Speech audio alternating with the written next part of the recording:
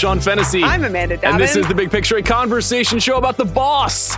Today on the show, Chris Ryan and Yasi Salek join Amanda and me to talk about Springsteen, Deliver Me From Nowhere, the latest in a long line of musician biopics. This one's about Bruce Springsteen and the making of the album Nebraska, which you can see adorned on Chris Ryan's long sleeve t-shirt right now. Chris, I'm gatekeeping where I got this. Hurt your, okay. Was it the internet? Got it. Okay. Later in this episode, I'll be joined by Mary Bronstein. She is the writer-director of If I Had Legs, I'd Kick You, which is an extraordinary showcase for the absolute terror of being a mother in this world, and features an incredible performance from Rose Byrne.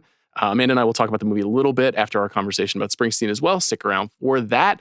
But now let's go to State Trooper Town. Deliver Me From Nowhere. This episode is presented by LinkedIn Ads. Sometimes marketing gets wasted on the wrong people. Like if you see an ad for movie-themed dog sweaters when you don't even have a pet. Reach exactly who you need with LinkedIn Ads. With a network of 130 million decision makers, they can help you target by job title, industry, company size, or even skills. It's one of the reasons LinkedIn Ads generates the highest B2B return on ad spend of all online ad networks. Seriously, all of them. Try it out. Spend $250 on your first campaign on LinkedIn Ads and get a free $250 credit for the next one. Just go to linkedin.com/thebigpicture. Terms and conditions apply. Deliver Me From Nowhere. This is a new feature film from writer-director Scott Cooper, who CR has been holding his Cooper stock for I still am. roughly 15 years. The film is based on Deliver Me From Nowhere, which is a 2023 nonfiction book written by Warren Zanes about the making of Nebraska in this particular period, roughly 1981 in Bruce Springsteen's life in the aftermath of the River album. And Jeremy Allen White stars in it as Bruce. Jeremy Strong appears in the film. Paul Walter Hauser, Odessa Young as a composite character of several women in Bruce Springsteen's life. Yasi, why don't I start with you? Yeah. You're the host of Bandsplain. You the last time you were here, we talked about a music biopic, right? We did. What is it called? Stunt casting? You're stunt casting. You're not stunt casted. also on a Christmas Betterment, but that episode. was also, it was Betterment and Paddington. That's right. Right. No, that was separate. The last time she was here was Paddington and Bridget Jones' Diary. So do not typecast Yasi. It's sort of an artist biopic in a different way. She contains multitudes. Sure. You're not stunt casting. You're a category expert, and that's why you're here. Thank you so much. What did you think of Deliver Me From Nowhere? Okay, I'm sorry. No, before we even talk, I can see your notes, and I can just see all of the bullet points. This is single-spaced. I'm challenging myself to begin with a compliment. Yeah. Okay. Good. As you know, Lead with love. Yes, lead with love. I loved A Better Man, and I do love and admire when people try to do something different than the typical thing in music. Why are you speaking so slowly? That is not what the first sentence on it. Well, give me the notes and let me read the first bullet point. I felt like I was like, okay, it's cool. It's not a cradle to the grave. I genuinely thought that perhaps they were trying to do something artsy with the way it was shot, with the black and white was it effective? No. But did they try? Yes. So that is my initial compliment. Are you trying to not get aggregated right now? I was like I told you, I'm challenging myself to begin. That isn't the goal of this show. Well, unfortunately, this film has pushed me into becoming a Well Actually guy, because I have 2 pages of Well Actually. And I'm sorry. I just saw that one section of the notes is women in all caps. And then there's one bullet point and then an empty second bullet point. Right. Because I was like, wow, this podcast has 2 lead females in it, and there's simply one, and one at all female character in this film. There's She's 2. a composite. There's Gabby Hoffman, the mom. Oh, sure. Yeah. Well, there's also the lady that says John Landau's wife. Yeah. And she puts on moisturizing cream at one point. Yeah. We've all been there at night, chatting with our spouse. Meryl Streep's daughter. Amanda, what did you think of Deliver Me From Nowhere? You absolutely undersold this, dog. Like, you saw this at Telluride before all of us, and you were like, well, it didn't work for me. And there's it, as I said to you, it didn't work for me. And this is not a movie, which this is straight up not a movie. The three of us saw it together, which was really pleasant. And I don't want, I'm sorry to make light of a film that is, if it's about anything, is I guess about depression. Yeah.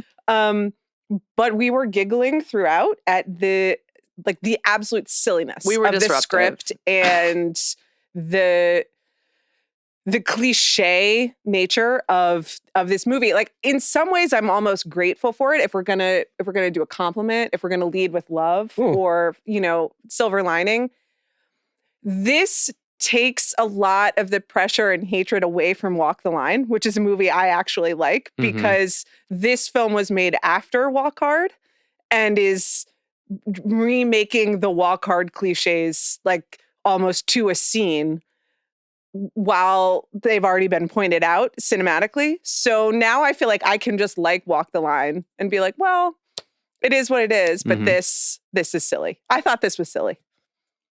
It's tough having seen the movie with them because I can't act like I didn't snort laugh when Flannery O'Connor's collected stories showed up. I'll put it this way.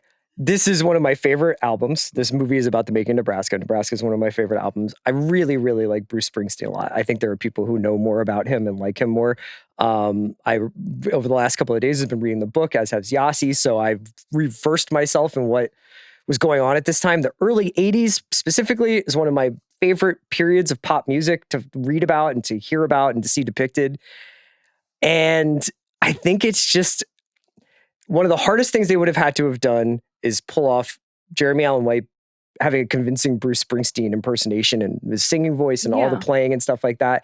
And I thought that was going to be the biggest bar, but it turns out the biggest bar was maybe there just wasn't a movie in this. Okay. And maybe it was just like a cool idea at a cool time. Can I just disagree? Yeah, of course.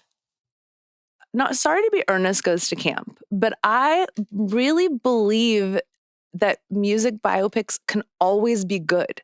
And that's why I'm so let down when they're bad. Because I think this is like one of the most compelling and rich things in the world is the mythology of a musician that people have connected with so much. And again, I do this for a living. Like, I find a story everywhere. Like, it's wonderful stuff. And that's why I'm always I think there was a movie there. You read the book, right? Yeah. The book, again, in my notes, I was just like thing after thing where I was like, you just left this on the table, man. Like, there's direct. Can you give me an example of that? Because I haven't read the book. Well, so the thesis of the book, I'm sorry, I didn't mean to cut you off, is this is the biggest left turn in pop music culture, pop music history, is that this guy is on the precipice of stardom. He's got these songs bubbling up that will become Born in the USA. But what he decides to do is so radical and, even for given who he was and given the platform that he had, pretty revolutionary to choose to do this. It's like a reverse going electric, right? For Dylan.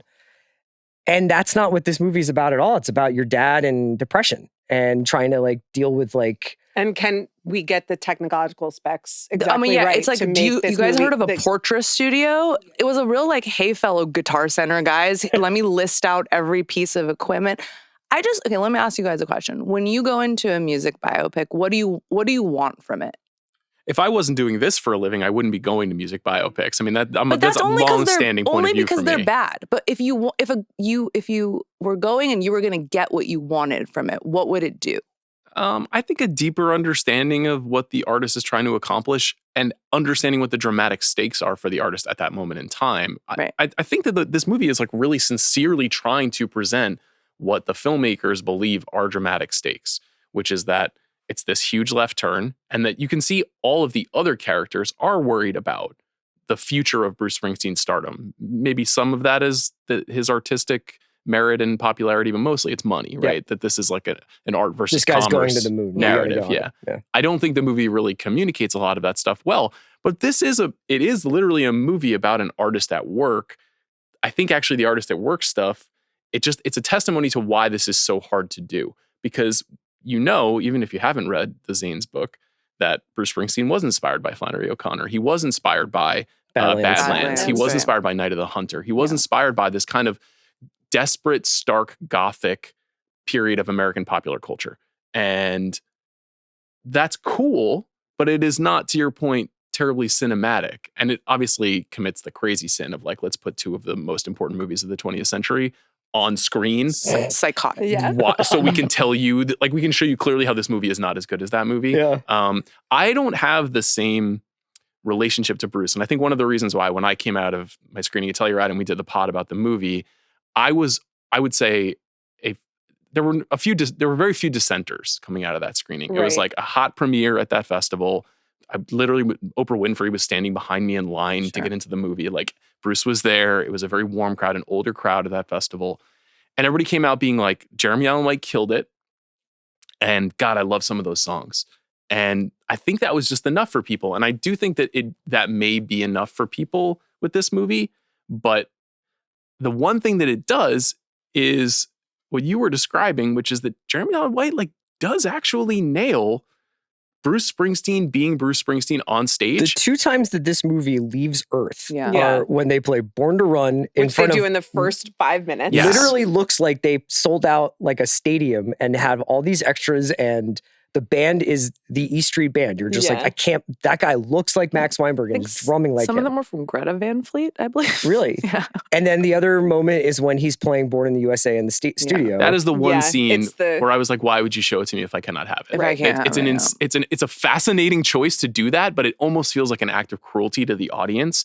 And I think Cooper is trying to say something. He's trying to make you feel the way that everyone else in Springsteen's cohort felt in that Right. sequence, right? That's like, we all know that you are about to be Bruce Springsteen. Why can't you just go there? Sure. But you shouldn't like punish the audience to make your point. And it does feel like they're kind of punishing you in this movie by not letting you have the fun of a great Bruce Springsteen moment. Right. Well, and the movie doesn't deliver on what it is that makes Bruce Springsteen, that the movie's interested in, want to do that. And it doesn't like, it doesn't develop the character and the motivation. So you Exactly. aren't paid Right. off for being punished by being like, okay, but like at the end we got this amazing thing. Instead, it like literally goes to like some, record printing store and is like, I'm going to do the grooves differently or whatever. Yeah. And that, honestly, I would have taken like 40 more minutes of the grooves over some of the Over him flashbacks. writing Oh, and double sure. album question Yeah. mark. And so, like, I think that kind of gets into an interesting part about this where, Complete Unknown was really interesting because obviously, like, they do that almost as a jukebox musical where, like, you get all these Dylan performances and all these iconic moments in his Right. career.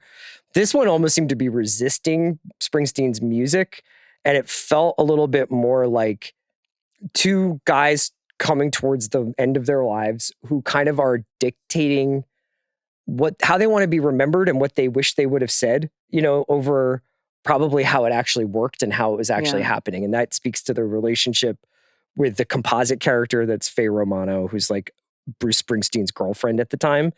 And Woman. even like the Who depictions. stands in for he's emotionally unavailable, Yes. Yeah. CR, do you think it's worth it to be a terrible partner in service of making a great piece of art? Are you pro that? I feel like you've been on record. I feel like about I've that. definitely enjoyed a lot of art that happened by terrible partners, who's Yeah. made by terrible I mean, partners. think of Neil Macaulay. Exactly. Like, not the best partner in the world, That's but right. awesome thief. That's right. But yeah, like I just think this thing that I love about Bruce Springsteen is how he makes very specific, detailed storytelling into like universal themes and universal emotions. And this movie felt like the inverse of that. It was a very generic story and very generic scenes. Like, you get to the end of scenes and you'd be like, what was that scene about? That scene was about him looking out at a lake, or that That's scene was why about I him think driving back and forth somewhere. It didn't ring true because it wasn't, right? Like, again, I was so mad after I read the book because I was like, well, if it's not going to be the platonic ideal of a music biopic, which is the Bob Dylan one, which was like, this is fine, right? This is the best possible version of this. Then you have to like show me what the inner workings of this man was when he was making. Bruce Springsteen lived with his grandparents. He says point blank in this book, Nebraska is about my grandparents, not my parents. Did we see one grandma, one grandpa in there? His aunt died right before he was born. It was like a specter of a ghost upon his life that talks about where was the, you know, like if you're a Nebraska Where was head, the aunt's ghost? Yeah. where was the aunt's ghost? I would have rather the aunt's ghost. Paranormal Activity Springsteen out in the Pine Now we're Barrens. talking. Alan It's still Vega October. and Bruce Springsteen knew each other. Yeah. They had met before Nebraska was made. They had a friendship. What did we get? A scene where he's laying on the floor blasting Suicide. Pan to the album cover, Suicide. Rhodey walks in. What you listening to, boss? It's called Suicide. Well, the problem with that is, Chris, we were talking about this a little bit yesterday. A movie like this, which is actually quite interested in the specific details that people like us like to cite when we talk about artists and what they do, is when you show that to people who care and already know, it feels like obvious bad storytelling. And when you show it to a general audience, it's just baffling. It does, it makes no sense. If you don't have context for Suicide or Night of the Hunter, what does that even Pick a really mean in the lane. movie? Yeah. I mean, I would say that like the basic storytelling in this movie, besides that's Bruce Springsteen and Born in the USA, is boring and incoherent to the point that I turned to you 90 minutes into the movie and was like, who is that guy about one of the main characters? Yeah. And you were like, I have no idea. And I'll be honest, right now, I forgot to Google it. Who was that guy? I'm trying to remember Which because I feel like character it are you was more referring than to? once. It was like a was friend. His it's friend the that guy he who's drives- driving him. Yeah, the It's guy the guy who's who's driving him. who's Oh. driving him. You want to hear about an amazing filmic detail that Sure. they could have put in the thing? The entire drive, that friend had gone through a breakup, was in a terrible state, and was holding a huge teddy bear. Wouldn't I have liked to see that? I'm just like, Sean That's said that good. I couldn't have directed and written a better version of this. He did and say I that? do feel like I could have. How do you When did you say underestimate that? him? Well, I mean, you just have no background whatsoever in filmmaking. I didn't. It wasn't because I think that you're not good at the things that The you bar do. is low, babe. Yeah.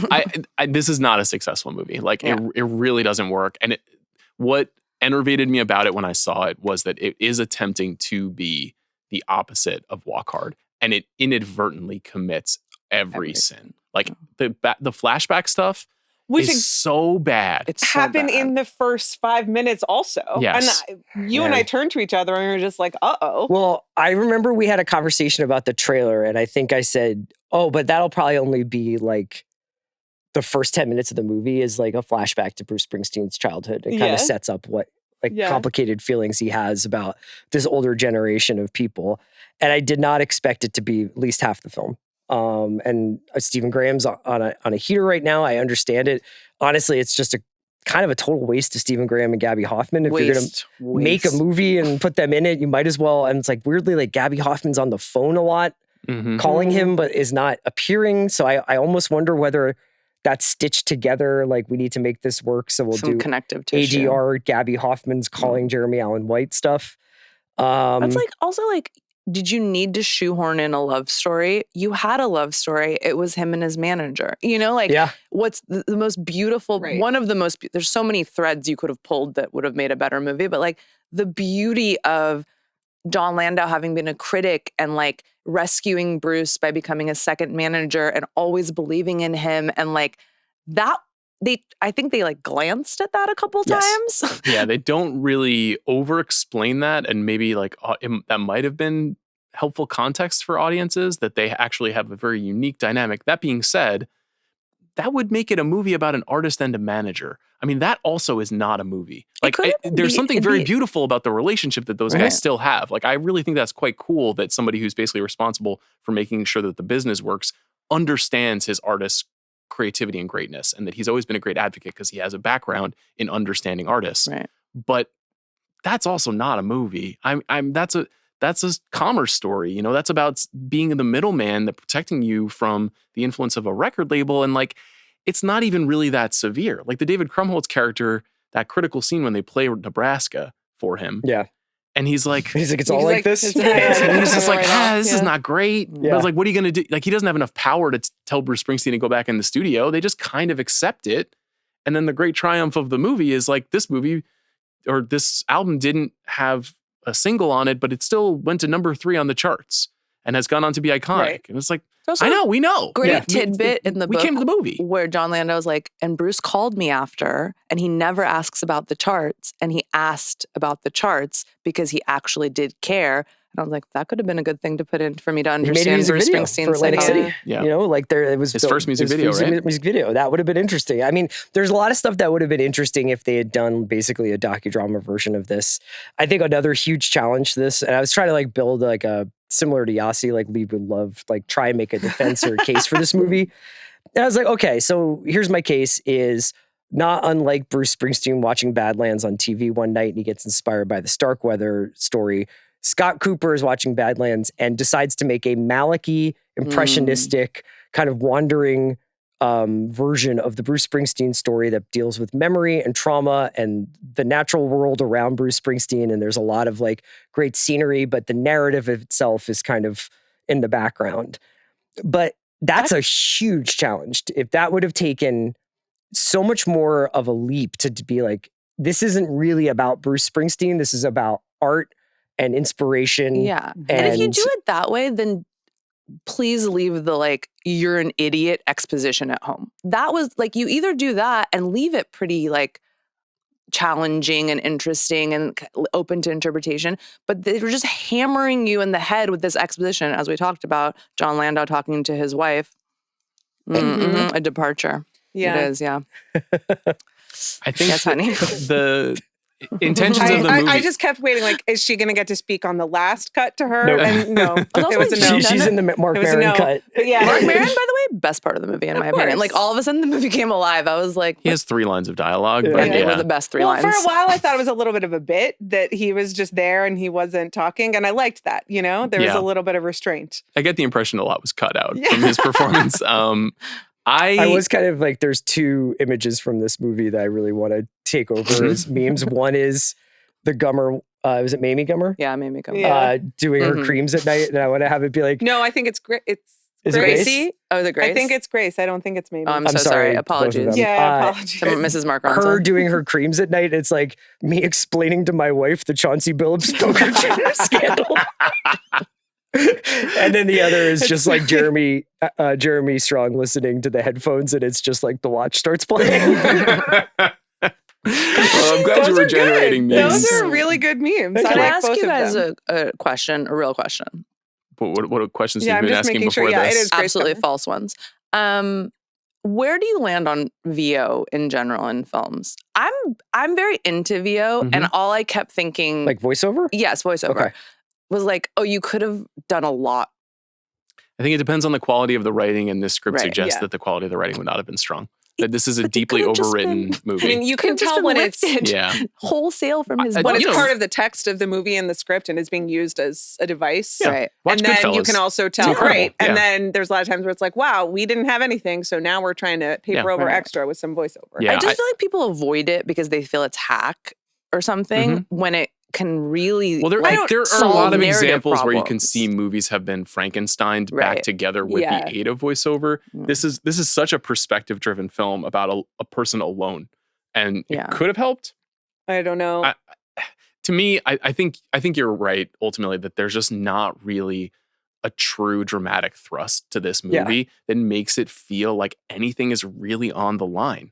Like even I think to your point about like the crowd at Telluride, and you said it was an older crowd. I was talking about this with Craig Horlbeck as we were coming into the studio, and because he had seen it last night, and he was like, "Man, I just think that generation just are never going to get over their dads." You know, and the idea that Fair like I was actually pretty surprised. I don't think I had read a lot about what this movie was about. So when we get like 2/3 in, and I'm like, "Is this movie about him being diagnosed with depression?" Like I was kind of surprised, but also like, I'm like, that is not what I thought we were getting at all. And they don't even see the word depression until the title card right. after the film, where they're like, he's struggled with depression his whole life, but with help and hope, like he's figured it out. Never again without But it help is, and there never is again still like that generation of people who are Right. around Springsteen's age who are like, I did not, therapy was not popular. Like I did not. I was just saying this to them right before you got here, that there is like a therapy 1.0 quality to the Bruce Springsteen experience.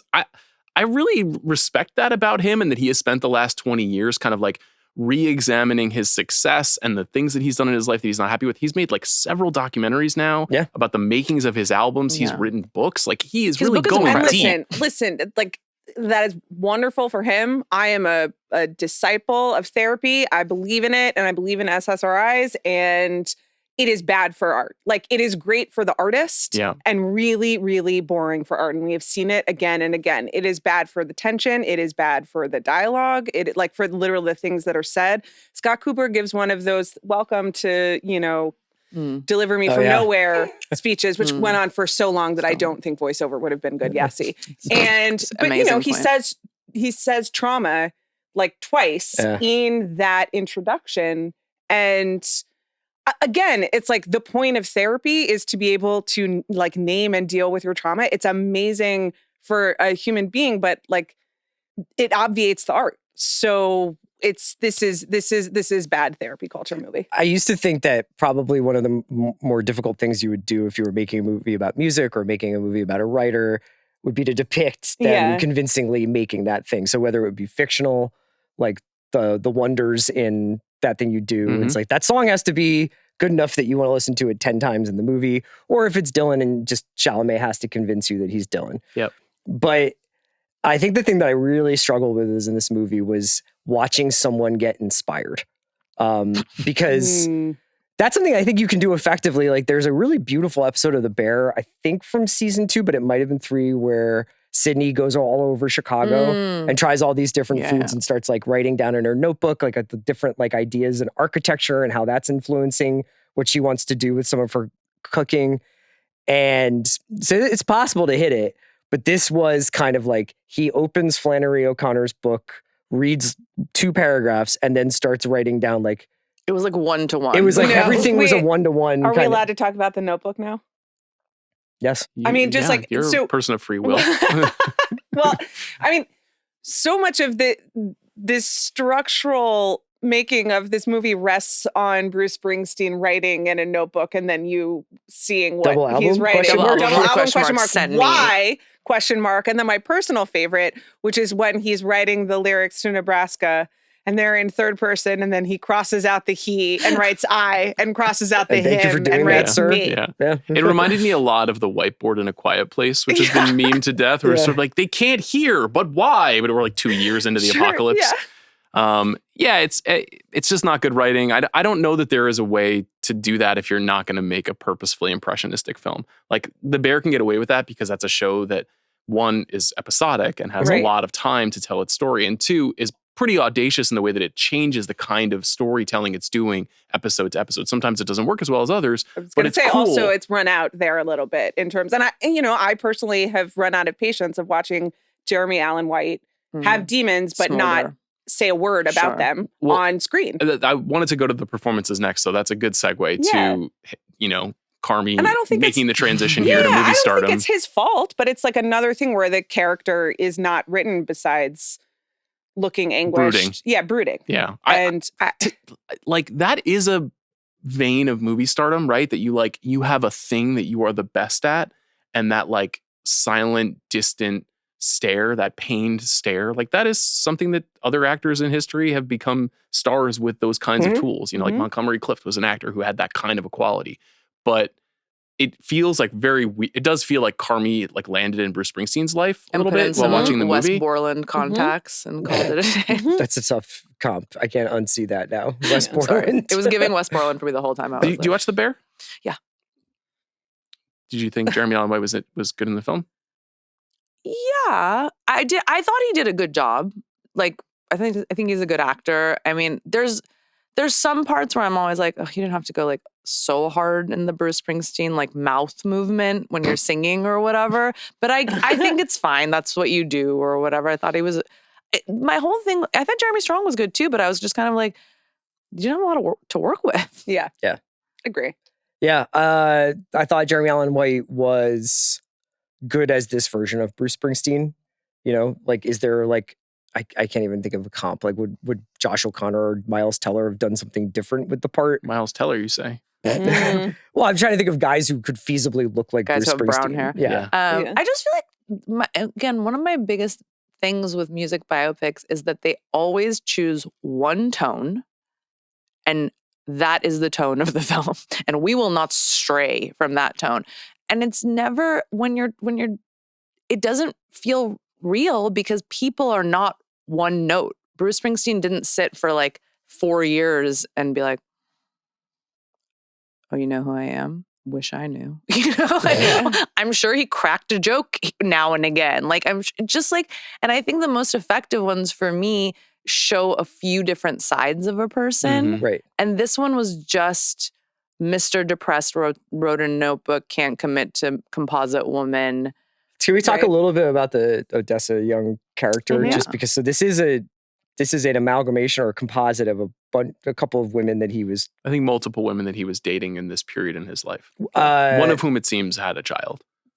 Must have invented that. I thought that was like a really strange choice to make that like basically the centerpiece of the film outside of the father. Not because I was like, I can't believe you're leaving her or anything like that. Right. Like I thought that was fine, but that was the place where I felt like you think men should leave women with children? No, I When just they're felt like I making a could great feel album. the fingerprints of Bruce Springsteen on like, this is what I'm comfortable sharing, but then I can't get too specific about like the details of these relationships because I'm not there. I don't know if you've read other Bruce Springsteen, like his biography. He doesn't I get haven't. specific about it. I didn't read the whole thing, but I went through those. And he talks about leaving one woman to go to LA. And I think all that he says is that she's like 21. No name or anything. I think Odessa Young's trying her best to give life to an underwritten character who is basically defined as like, I really like Chuck Berry and have a kid. I'm cool. I mean, same. Manic Pixie, Yeah. New Jersey girl. You a big Chuck Berry fan? Yeah, of course. Great. Bedrock of rock and roll. Yeah. The movie's not successful. Jeremy Strong, one of my guys, I'll support him to the death. Didn't think this was his best work. I thought it was like very self-conscious in a way that it was a little distracting. And I know that that's kind of his bag, but it needs to have like some flair to it. It needs to be Roy Cohn. It needs to be a character with some absurdity. John Landau is by all accounts like a very warm, good guy. And that's not There's the no most warmth in dramatic this thing. movie. There's no charisma. There's except for Mark Maron. Maron sitting there. Yeah, and even he is not allowed to speak. But I think, to Yasi's point, that's flat, but also is not in line keeping with like the Bruce Springsteen we know, who even if he was in a rough patch in his life, but like that is an international, icon. Yes, like a charisma machine. Exactly. Yeah. Like you could give us something. Yeah. I think I just chalk it up to Scott Cooper. Like this is like 5 movies in a row that are just deathly self-serious and dull and overwritten. And this is just kind of the mode he's in. Like there's been a couple things I've enjoyed that he's done, but it's been a very long time. And Chris is bursting at the seams right now. He wants to defend Out of the Furnace. He wants to defend Black Mass. He wants to defend Antlers. He wants to defend Hostels. Antlers has kind of some cool scenes. You don't think so? No, I don't think it's successful. No. And it's fascinating that like Bruce Springsteen trusted him to tell this story. Like, did Bruce Springsteen watch Antlers? What happened here? No, I think he watched Out of the Furnace though, which is essentially a Bruce Springsteen song. Yeah. I heard an interview with him where he was talking about how it got made, and he said Warren Zanes. By the way, we didn't even mention Warren Zanes, also a musician that was in the Del Fuegos. Yes. He's very cool. But him and Scott Cooper came to ask about it, and Bruce Springsteen was like, "I'm 76. I don't care what happens." Like that was basically what he said, and I was like, "Okay, well then that makes more sense." Well, I guess I'm wrong about like Springsteen's influence over like the way he's promoting it. Yeah. No, he's like on the couch. Set almost all the time. He is promoting it for sure.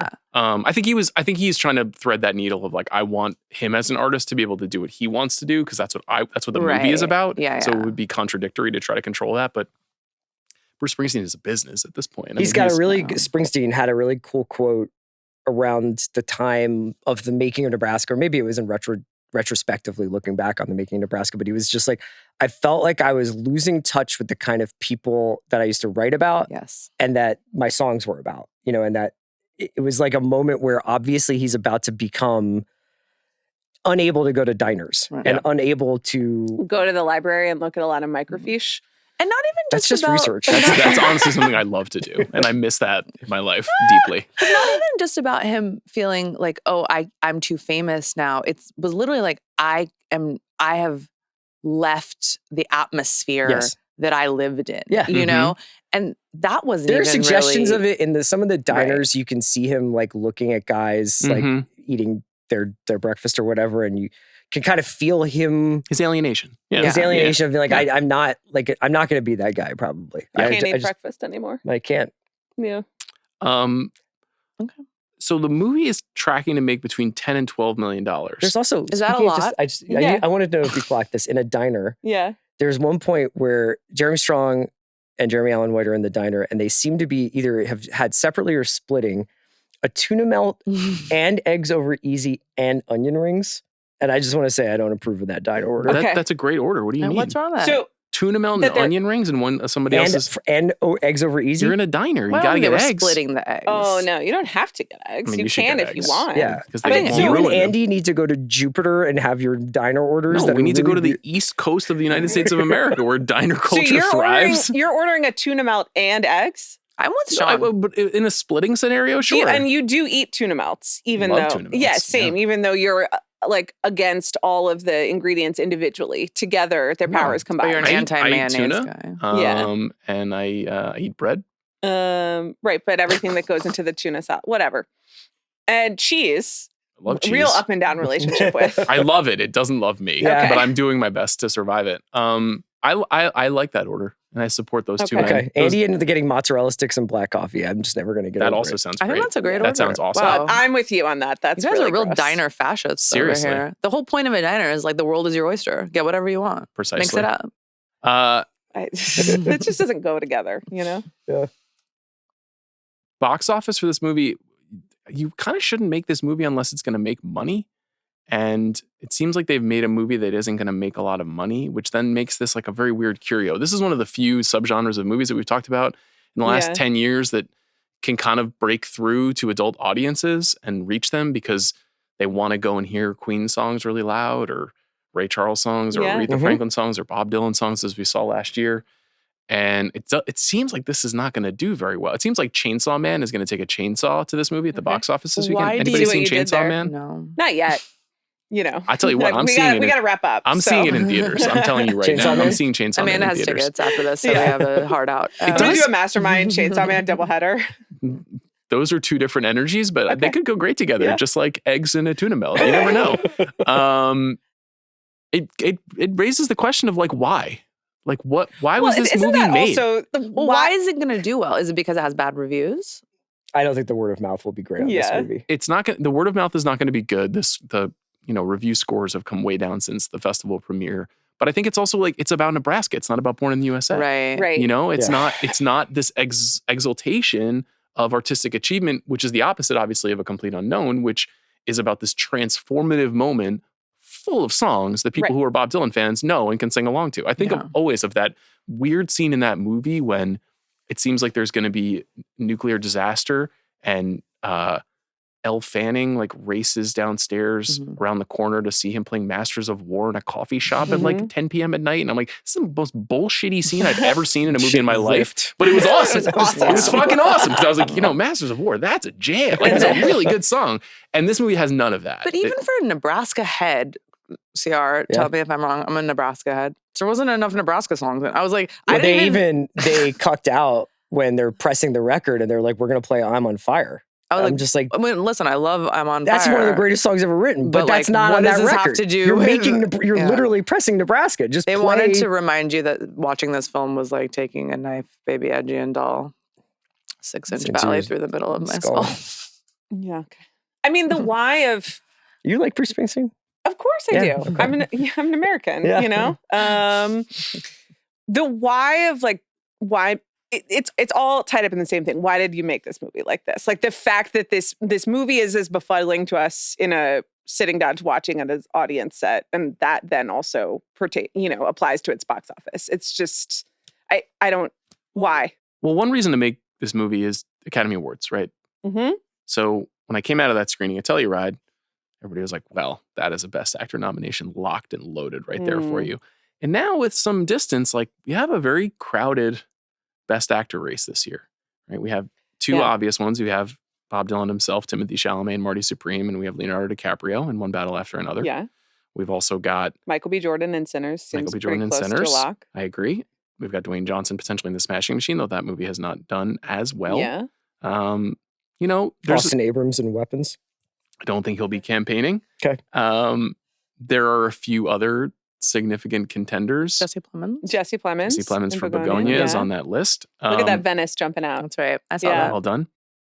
I hope Wagner Moura for The Secret Agent is nominated. He's amazing in that movie. Hopefully we'll talk about that soon on the show. I don't know if I see it happening. I don't either at this point. I think if this movie kind of comes and goes and doesn't have any traction at the box office, it'll be really hard for them to make the argument. It does remind me a little bit of the way that so many Best Actress nominations tend to happen, where that is the only thing that is recognized in a movie, because this is not probably going to get nominations in other categories. In some ways, it's kind of impressive because obviously he went through a lot of training, I would imagine, to get as good as he did at guitar and as good as he did at sounding just like Bruce Springsteen. And if I were him, I'd be like, Scott Cooper, let me play a couple more songs, man. Like, yeah, where is the companion album of Jeremy Allen White singing all the Bruce Springsteen songs like A Complete Unknown did? That actually worked. I listened to that. There sometimes. actually is. Tonight they're releasing the expanded Nebraska with the multiple versions. The electric versions, right? Yeah, the electric versions that he was not satisfied with. Yeah. So how do you guys feel about that? That's deep Bruce lore. I'm so pumped. Okay. You're pumped. There you go. For the expanded Nebraska? Yeah. Yes. Sierra has an alarm set. This is like a legendary, for 9 like, p.m. when will they give it to us? Never appeared on bootlegs. Right. Yes. That's cool. You don't care? It's fine. I'll listen to it.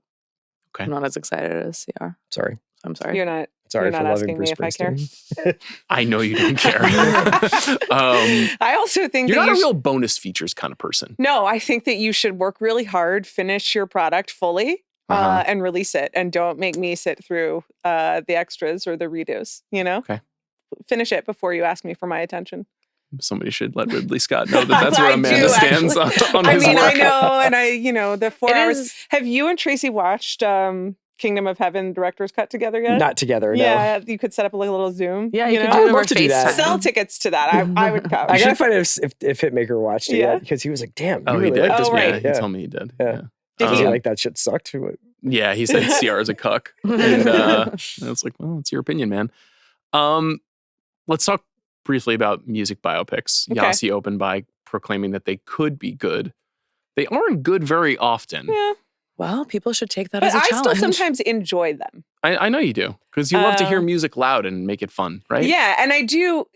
It is always the moment that is in some ways the cringiest moment until you have seen Delivery from Nowhere and you understand that it's actually someone writing in a notebook. But Double album, question mark. why? Question mark.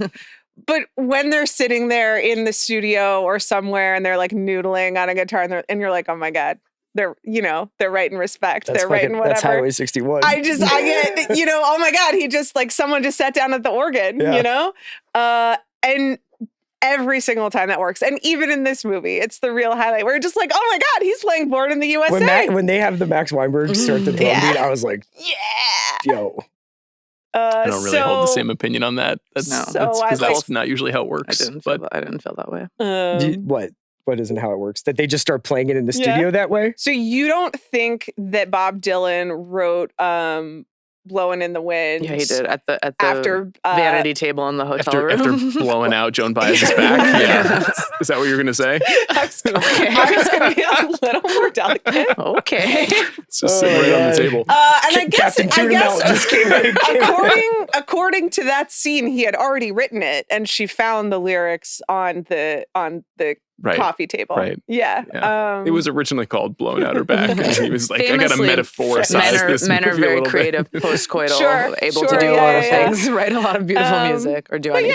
Yeah, and then they play, and you're like, it's this song. I love this song. I don't know. One thing I'll say songs. is we're fucked because they're just going to keep making movies about artists that are more and more important to us because we're getting old. Yeah. Yeah. Well, let's do the good first, and then we can talk about the bad. So the good. If you had to choose one, Yasi, if the 4 of us were going to build the Mount Rushmore, we're going to choose the most essential music biopic or the best expression of a music biopic ever. Well, you already know what I'm going to say. Well, just say 24-Hour Party People, which I know it's cheating a little because it's like kind of not exactly a music biopic because it's about a label, a head, and a scene, but I think it counts. Okay. Obviously, you can't pick a doc, right? No. Obviously. No. So, and are we?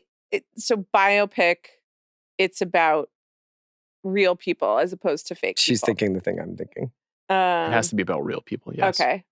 You're thinking Spinal Tap. No. Well, I don't, this isn't my pick, but since you just said some rude things about Joan Baez and A Complete Unknown, I do have to say that Monica Barbaro was amazing. I did not think it was actually her singing as Joan Baez, and then she was good. I mean, Sissy Spacek, right? Yeah, that was going to be my it's the pick, best actually. one. We should have talked about that. Coal Miner's Daughter is definitely right. It's kind of the template setter and maybe ruined them a little bit. But I rewatched most of it last night, and it's still weird and unexpected. Directed by Michael Apted, and crucially, there is conflict in her life story, and it just shows it in real time. Not a lot of bells and whistles. Yeah. The last 30 minutes is just now she's famous and performing, and that's complicated too. Mm-hmm. But she's amazing in it. Yeah, I mean, part of that is, I think, because Michael Apted is a documentarian. Yeah. And so, he's well suited to trying to portray something real, right? And, that's kind of the trick of these movies is, Deliver Me From Nowhere just feels really artificial. It would have been an incredible documentary, actually, instead of a movie. Well, sure. There are documentaries, I think, about the 3 previous Bruce Springsteen movies. That's the thing. It's it almost felt like his team was like, we got to do a different version if we're going to do another album. Yeah, we can't just do, although I probably now in retrospect would just do a long form Nebraska doc. I think it would be great. I would probably say, I would say Complete Unknown. I think that's the one I had the most fun watching. I love that music. I thought he did a great job. I thought it depicted the fantasy version of that era in a pretty enlivening way. I did want to ask you, gut check, vibe check time after seeing Deliver Me From Nowhere. How are we feeling about 4 Beatles movies incoming? God. Oh boy. Because that could go. I mean, real good. So they cast Saoirse Ronan as Linda McCartney, they did. Right? We love her. And then the word is James Norton is going to play Brian Epstein. Right. Yeah. And then good casting. And then it's Paul Mescal is Paul. Right. Harris Dickinson is John. Yeah. Joseph Quinn is George. Right. And Barry Keoghan is Ringo. Yes. Beautiful casting. Pretty good casting. Beautiful casting. Right. We love all our boyfriends. 4 separate films about 4 separate phases of Beatles' life, all 4 directed by Sam Mendes. A traditionally undocumented group. So right. I think we know nothing about them, actually. And by a director whose last films have really spoken to me on an emotional and aesthetic level. Has your Empire of Light 4K with the commentary been released yet? No, but I with the bonus features. I did once again find that screener DVD that you lent me, in the player. Hard to believe I forgot about that. Do you want it back? No, thanks. Sean, what's yours? My pick would probably be, I'd been thinking Coal Miner's Daughter because I think it's the one that sort of sets it, and it's a little hard to surpass it because Sissy Spacek's so good. Probably Love and Mercy, the Brian Wilson film, that one's which is a really good movie, and I think does a good job of kind of giving you both. It gives you the making of Pet Sounds in a way that feels very satisfying to what you're describing, where they're in the room figuring out good vibrations, but then also it shows you Wilson at a different stage of his life, 2 different performances, 2 actors I really like in Cusack and Paul Dano. It's a really good one. It's just it's a movie you could never predict where it's going. Whereas I feel like a lot of these movies, you know exactly what the arc is going to be. And so it's really hard to get to the bar of thrilling you with the way that it's done. But, I think if Joe and Jill Popcorn were making this list, it would be very different. It would, it would be Straight Outta Compton. It would be Ray. It would be Walk the Line. Velvet Goldmine. Right. How do you feel about those kinds? I really don't like them. You don't like it when they're it's this person, but it's not this person. Like Velvet Goldmine? Velvet Goldmine, those. Yeah, that's what I... I mean, it probably depends on the movie, honestly. I don't have anything against them. I feel like Velvet Goldmine was really, really good. It is. It's so hard to imagine because, the intention of the movie when Haynes started it was just to make Bowie and Iggy and just do, T-Rex, just to represent all of those people. There's something interesting in him having to change it, and it makes for a fun, is kind of guessing game quality to it. It also gives him a lot more creative freedom. Yeah. I mean, I think that it's less hitting you over the head, which is, I think, one of the worst feelings. When I watch these movies, the thing I feel is oh, you think I'm so stupid. Right now. You think I'm an idiot. Yeah. I think we're at a disadvantage when watching them because we know a lot about these worlds. You know, we've spent a lot of time. You know, you haven't spent as much time in the music criticism gold I mines. live among you and around you. Yes, at all I times. didn't know very that much much do. about Nebraska. I learned it all after the fact. That's why when I was watching it, I was like, "Who is this for? Is this for someone who knows everything about it or nothing about it?" Because you got to pick one. I feel like you I just was went like, down the middle. I was like in the 70th percentile of knowing about Nebraska, and I think it misses for everyone. And you still didn't know who that guy was? I didn't. Yeah. I didn't know who his driver was. Okay, so what's like your next Nebraska? What's the one music biopic that you're like, this shall not pass? If I you don't make want this? to ever see a movie about the Clash. Oh, interesting. I don't want to see because that also like West Way to the World and a lot of the docs about the Clash are incredible. I think the Clash have these like really amazing distinctive eras with a lot of drama to them. They would probably work as movies, but I don't have a ton of confidence that it wouldn't be like, this is about when they played Shea Stadium and played Should I Stay or Should I Go, you know? Let me ask you a related question. Mhm. When I get the funding to make my Slits biopic, am I allowed to have the them as Clash in the tertiary background? characters? Yes. That's the way to we do should it. do more Is things that like not- that. Thank you. Yes. You guys, bang my line. I'm ready to make this film. Yeah. Who do you think was listening or watching that? Jerry Bruckheimer. I'm part of. I was like, who is Sean, this I am now part dazzling of the fawn film in a community dinosaur junior shirt? using Yeah. this beautiful podcast Mhm. as a launching pad for my illustrious career. I know you don't support female Christmas Day, directors we do a famously. How telethon dare you. raising money for Yeah, You this just movie. watched a film that I worked on that was made by a female filmmaker. I know 20 that hours ago. you support all female directors except me. There's a female director on this episode today. And I don't know what your problem is, but it's going to be really good. What about you? My Slits book. You got the Replacements movie maybe coming? Yeah, Oh I mean, my that God. inspired Yeah. this exercise, which I am genuinely concerned about. I think, you know, it is based on Trouble Boys, the great Bob Mayer book. Fantastic book. That's an amazing book. The Replacements, one of my favorite bands, one of our favorite bands, Yeah, me too. one of your favorite bands. But Finn Wolfhard is adapting that film with his dad. Right. And that's Which one is that? Which The fan is Stranger that? Things. Stranger Oh, Things. No. He is a musician. No. I'm trying to be Yeah. hopeful and positive. Finn Wolfhard is not No. giving yeah. the mats at all. I Like at know. all. I know. And that's the other problem. that's like that kind of sent a chill down my spine when know, I saw that it's headline. my favorite band. I think they should cast me in it, number one. Okay. As And then Stinson? hire me as a consultant. I know probably more about the Replacements than almost anyone on earth. Well, Finn Wolfhard will put you to the test. Okay. So that is happening. That's already agreed. Just to me, it's Beastie Boys. I feel like Beastie Boys, they should not do that. There will Right. be a lot of temptation to do that. Those are three great star parts, three really charismatic guys. You know, our like American version of the Beatles' Nightmare to me is like Three Beastie Boys Three movies? Beastie God, Boys. that would be so awful. you know, 3 Four, 20 and somethings. then Money Mark is the fourth one. Oh my God. The Yeah, Money Mark that's film. just What if Spike Jonze was directing it? Oh. well. Now, if you told me that there was like a form breaking version of Yeah. the movie or more of a 24-hour party people, I would certainly entertain that. Yeah. If it was like Def Jam in 1987, that would be exciting. Right. But Or even anything just that's like, Paul's here are the Boutique. trials and travails of these three guys. Yeah. I mean, I worship them. It's not about them. It's Yeah. about what it would do to my feelings about them. So that would be my choice. Do you have one? Yeah, but it's not out of personal protectiveness. Mhm. It's out of I don't think that I or we collectively as a society can live through a Taylor Swift biopic. Yeah. Would Like it, we straight yeah. up, we just we cannot. would we she cannot cast do herself it. as Taylor I I was Swift? going to say, I feel know, like or we maybe are she would living through a direct it. Taylor Swift biopic. I like the new album because I don't really listen to the words, and I've been there through a lot with her. We just can't. Can you imagine? We cannot do it. In this case, would it be her as herself? I mean, that could be tough. Or imagine her casting someone, as her and then Mhm. directing What if it it. was Sabrina Carpenter Carpenter, that's what I is was Taylor thinking. Swift? I mean, there we go. Okay. None of them would be good.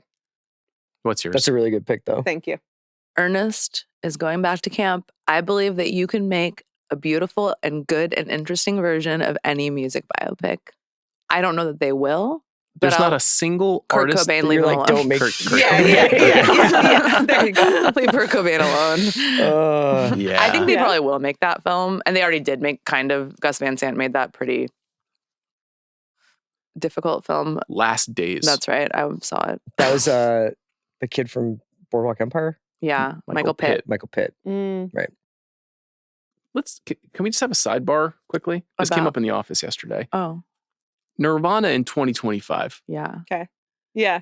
Now I see a lot of teenagers wearing in utero t-shirts. Yeah. And I'm I was like, going to say, I see a lot of 5-year-olds wearing, Yeah. you know. but so that's t-shirts. happened, right? Like Right. that, and that happened every generation. That happens kids too, are- right? yeah. Like I got a little kid. I'm not going to force Nirvana on her, but if she liked Nirvana, I'd be pretty excited. She has a PJ Harvey shirt. She does. She Yeah. definitely has not heard Dry yet, but she will one day. Sure will. She'll know all What about do you it. think Nirvana means to America right now? Why do you sound like Charlie Rose? Oh, great. Are you Here we running go. for office? Yeah. It's really hard. This is funny that you asked me this because, like, a couple of months ago, I went on a British podcast with Miranda Sawyer, the great, about the 90s, and I talked about Nirvana, and I like the clip they chose is about me saying, I guess mistakenly, like, okay, boomer 6'7" vibes. Sorry to bring up 6'7", Oh Jack. my God. That's a Um, whole other podcast. But I was like, oh, I feel like Nirvana is sort of frozen in the amber of coolness. I feel like because that was one of the last prominent subcultures, it's still being referred. Like grunge is still a reference to things that For are sure. cool today. Mhm. But the comments came for me. They were like, okay, Ma, you know, like, of course, like, What's old up, B. people think, Arthur? this is what people think about the beat. I mean, I was like, oh my Lord, am I old and out of touch? I mean, it's people maybe were we saying all, that it wasn't, that it's they not were kind cool. of saying like you would think that because that was your cool music, and maybe I that's see. totally true because I have no way of living outside of myself, you Mhm. know. So maybe they're not. I don't know. They are, because they aren't still around, you know? Mhm. Like Right. it's just handed down. They are not They still, didn't evolve into like Pearl Yeah. Jam Or doing, jam band, who you are still know, cool or to they're me, not but- like at the Rose Bowl with Yeah. all of the old people It's like, and is Leo. Oasis uncool? Well, young people? by the way, they should not. We have the documentary. They I'm should gonna not walk do into the Oasis ocean with my one either. rocks in my Even pockets. though it seems like those guys would take some checks. It's a rich text, though, you know, that relationship. Yeah. that would be a Um, comedy, a buddy comedy. You like Nirvana? I do. I mean, I think I Do you like and I Nirvana? also like plenty of contemporary bands who Yeah. are heavily influenced by Nirvana. So I think whether or not Yasi is washed or not is immaterial. Like there are a lot of bands that do like, Yeah. and you're not washed. I have always wanted to do a pod at the Ringer called Am I Washed? Where just like each episode is a Yeah. different staffer, and then they're being like drilled by a 22-year-old staffer Right. with like Yeah. all the references in the world. Should we get that show going? What do you think? I think so, but I think the 22-year-olds would just be like, no, and like looking at their phone. Do you Wow, think- shots fired. Do you think the Nirvana biopic though would be like more of an event culturally than this Bruce Springsteen one, for example? I think that would be a Mm. real, It'd be a very hot button. it would be like, what are you going to do about the Yeah. end there? You know?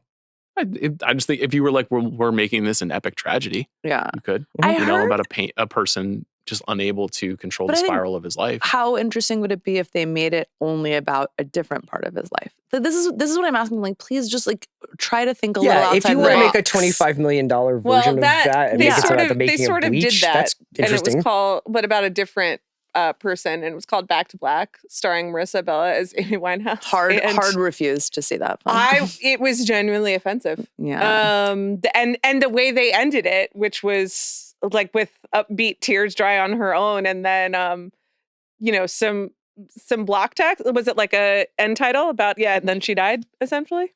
That's literally how they did it. It was That horrifying. was very, It's very really unsuccessful. it's movie. all just like late capitalism where it's like it's just a cash grab, and so they're not doing the art properly because they have to make the most money possible, and that's just then it suffers. Yeah, but this It's not gonna be a but classic. It's not Delivery gonna from go down in Nowhere. time. They did not make choices based on money. They didn't. I agree, Like, which is at interesting. all. They made but choices based on throwing a dart at a wall. No, it was very intentional. It just was the Yeah. wrong intention or the misbegotten intention. Yeah. Anyway, it's not a very pleasant place to end this conversation, but wasn't the most pleasant viewing experience as a movie. I still like Bruce Springsteen though. We love Bruce Springsteen Yeah. in this Yeah. house. He's the best. And I still believe that music biopics can be good. Best? He is like the best, you know, like he's like that's the boss. Yeah. He is the boss. Maybe he's not the best. Yeah, Okay. I recently told this on another podcast that has not come out yet, but I'm just going to share it right here. great. So my dad does not like Bruce Springsteen. Surprising. I'm from New York, not No. New Jersey. And It's nearby. my dad, one of the primary reasons that he doesn't like him is because he's the boss. And my dad would literally say when I was a kid, he's not the boss, I'm the boss.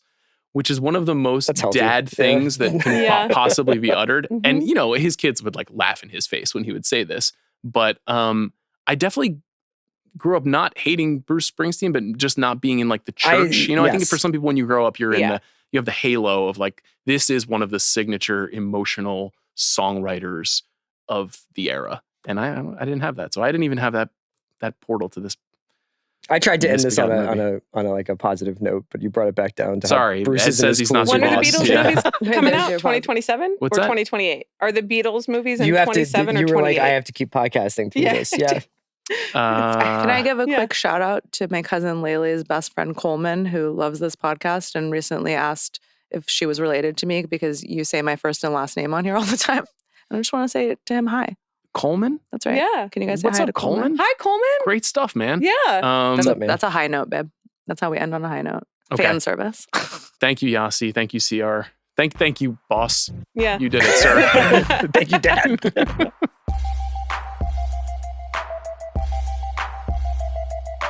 It's just us now. Hello. We can say what we really think about Yeah. Deliver Me From Nowhere, which is the best movie of the year. God. Let's talk briefly about If I Had Legs, I'd Kick You, which is the new A24 movie that is expanding over the next couple of weeks. Mary Bronstein's on the show. She wrote and directed this movie. She hasn't made a movie in 17 years. She made a movie called Yeast in the kind of high times of the mumblecore New York era. And she's been working on this movie for some time based on very specific personal experience Sure. of raising her daughter who was struggling with a physical ailment. And she had to travel across the country and take care of her by herself because her partner was not available to her.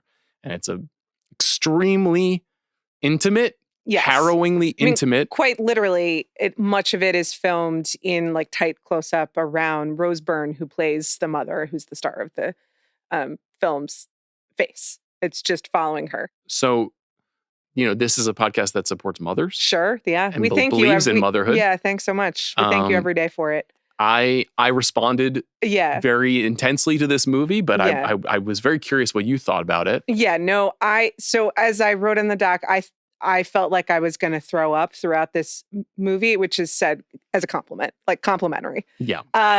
No, I thought this was like astonishingly good and an incredible act of writing and filmmaking in a very like personally observed way that does speak to a larger experience in the world, aka being a mother. Like I did feel like I was going to throw up though. It wasn't the most fun I've had at the movies all year. Yes. But an amazing performance, amazing writing.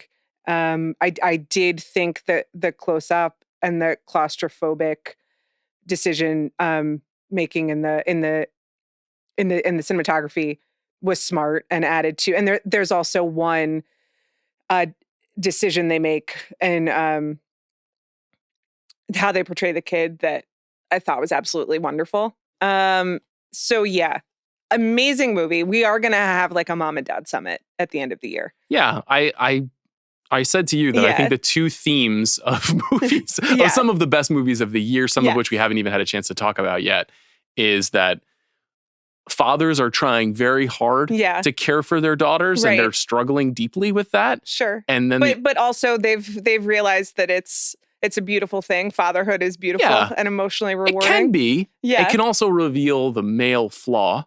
Sure. The kind of primal male flaw. But it's worth it. But it's worth it. I agree. You guys are going through it. I saw One Battle After Another for the 5th time last night with some colleagues, and it was probably my most emotional screening yet. It's a beautiful movie. I really, really like it. Sentimental value is about that. Yeah. There's a handful of it. Hamnet is related sort to of parenthood. About that. It's about both, yeah.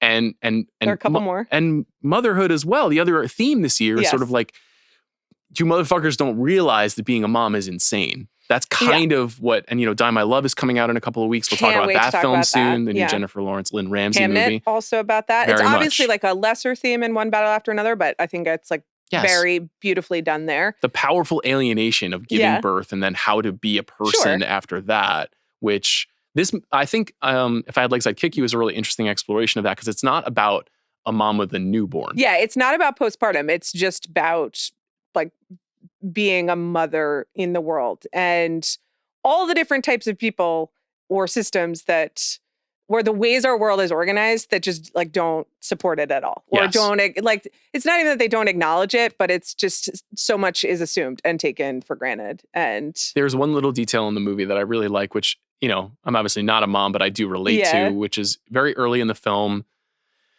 Rose Byrne's character is trying to get her family home, get her daughter home and inside, and she's got a pizza and they're going into the house, and her daughter off camera is sort of like screaming because something is going wrong, and the anxiety and like intensity is already building, and the pizza has already fallen over and is kind of a mess, and she just kind of shoves a giant piece of cheese into her mouth. Really funny. And just like the act of eating while parenting is a really difficult survival strategy. And I'd never seen it expressed quite so specifically and perfectly really funny. As her shoving that pizza cheese into her mouth. I mean, I've got a dissertation on the, I guess it's the family support group or the mom support group when we get there. Yeah. You know? Yeah. Which is like some of the best writing I've seen this year. Yeah, it's really and good. An amazing Rose Byrne performance, and I hope that she continues in the Oscars conversation. I hope so too. Obviously, a great actress who's had like a really varied career and has been in big Hollywood box office films, comedies. A great dramatic actress, has been a big TV star now. Also, like I did think about her in Neighbors, you know, in this, and it's funny. Like her motherhood in that movie, yeah, for sure. It's an evolution of it. She's very fearless is always a dumb thing to say, but she's always very willing to kind of like de-glamorize herself in aid of telling the story well. What did you think of Conan O'Brien? Really funny. Yeah, it was pretty effective, right? And like a good use of, and so he plays a therapist. So we were just talking about therapy culture and I'm usually against that in the text of a movie, but it is, I think, used very smartly. Yes. And is examined. Which ironically is not often the case in movies about analysis. Yes. A movie, I mean, and also Rose Byrne's character is also a therapist. And so it takes place inside of the business of that world in a way that I think is pretty revealing. This movie is a very cool accomplishment. And you can also feel, you know, Mary is married to Ronald Bronstein, who is an editor and filmmaker himself, who works with the Safdies. This movie is produced by Alara. Right. It is definitely kind of tonally in the realm of Uncut Gems and Marty Supreme. Yes. And the way that there is like a forced intimacy with difficult moments in life. Yeah. That is maybe its own new subgenre of movie that I like. I don't know if I could do 3 to 6 of these a year. But no, I like I said, it was really, really intense. Yeah. And I was really moved and also like ran out of there when it was over. Yeah. And went home and hugged my kids. Okay, don't run anywhere. Stick around now for my conversation with Mary Bronstein.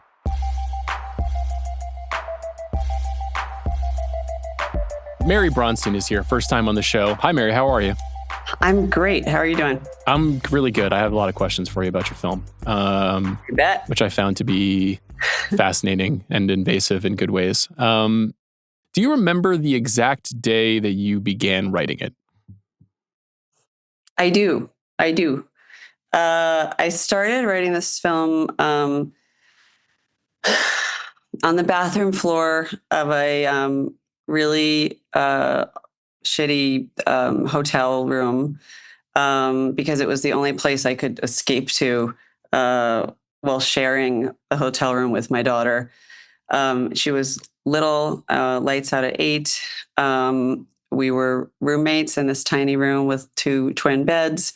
And the only place I could go to be that I could I thought do my own thing was this bathroom. Turn on the light, awful fluorescent lighting. I'd be in there every night drinking cheap wine, scarfing junk food. A lot of Jack in the Box involved in this in San Diego. And one night I was sitting there and I just realized I had this this feeling of dread. And we were there in San Diego because my daughter was getting treatment for illness that she had. She was 7 years old, and she's 15 now, and she's great. She's fine. But I had this sense of existential dread that I couldn't put my finger on. And at first I thought it was because of the situation I was in. Will she get better? What will happen? Blah, blah, blah. Then I realized it wasn't that at all. It was a feeling that I felt like I was disappearing into, because every part of my being was being put into taking care of her and making sure that she was going to get better so that we could get back to New York and get back to normal. But then I realized, oh, wait, she is going to get better and we are going to go back to New York to our home and it is going to go back to quote unquote normal. But like, what then? What then? Because I've been in this state now for so long. We were there for 8 months and she was ill before that, before we even got there. I've been in this caretaking role for so long. It's been my whole life. What then? What's going to happen? And I literally, in a very literal sense, felt myself disappearing, my being, my self. And I started writing the script in that bathroom, in that state, and in that physical place, and in that emotional place, right there. And I just started writing it. And I first started writing it to kind of like give myself a way to express all of these things I was feeling, but also a way to like have a hope for the future. Well, if I'm writing this thing, I am not writing it to put it in a drawer later. I'm not Emily Dickinson this. This is gonna, I want to make this movie. And it saved me in a little bit of way. It gave me an answer for what could be the future. Were you explicit about the fact that you wanted to make it as a film, or just that like even the idea of being creative at that time gave you hope for the future of yourself? Yeah, that's a really good question. That I wanted to make it into a film, because part of like, I had this existential crisis, like I said, and part of it was coming back around to, I had made my first film, in 2008. And then I made some shorts, and then I disappeared from that world. And part of the existential examination crisis that I was going through, I came around to the fact that, hey, wait a minute, I've been running away from this thing. Like in the movie, the character is running away from herself. I've been running away from myself. I'm a filmmaker. I'm a screenwriter. That's what I am. That's what I am. And that's what I want to do. And I was so outside of any sort of way to imagine that the movie would get made, and so outside of any system, and certainly like the standard industry at that point, at any point with my work, that it was really felt like a fantasy that it would get made. But I knew that I had to, because I had something to say, and it was something urgent. And so many movies get made where the person has nothing to say. And there's no, that person is not in that movie. That person, their fingerprints are not in that movie. And when they talk about the movie, they can't talk about it because they had no reason to make the movie other than to make a movie. I had a reason to make a movie. I had something to say. And so it was that, with that energy and that sort of tenacity, that I barreled forward. It doesn't scream blockbuster. So how do you like get people to agree to make the movie? How do you raise money? How do you like actually go from where you were when your daughter was 7 to now where she's 15? Like what happens in that 8 years? Yeah. I mean, really it was the script. I honed the script over a 2-year period, and then started sharing it. And, I had the experience where everybody that read the script said, oh my God, this is the best script I've ever read. But we can't make this movie, which doesn't make any sense. Right. But the reason why I was getting those responses was because it's not, like you said, it's not a blockbuster. Although I did bust a block in Australia.